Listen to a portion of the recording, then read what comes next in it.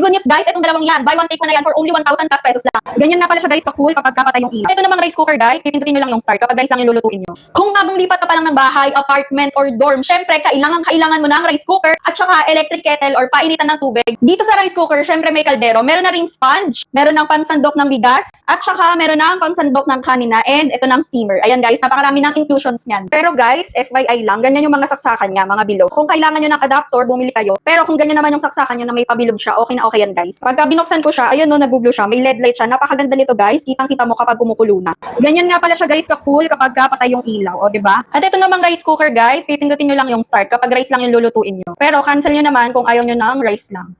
Yung menu nga guys, pwede mong ilipat-lipat sa soup, sa meat, ganyan. And then, nababawasan mo yung kanyang minutes. Ayan o, nababawasan mo ng ganyan, and nadadagdagan mo siya. And ang pagbukas nito guys, ipupush mo lang tong button. Ayan, kitang-kita mo na ang iyong bagong lutong kanin. Ganyan siya guys. Sara mo, ipepress mo lang din. Kung nagandahan ka dito guys, i-check out mo na rin sa Yellow Basket or click the link below. Bye!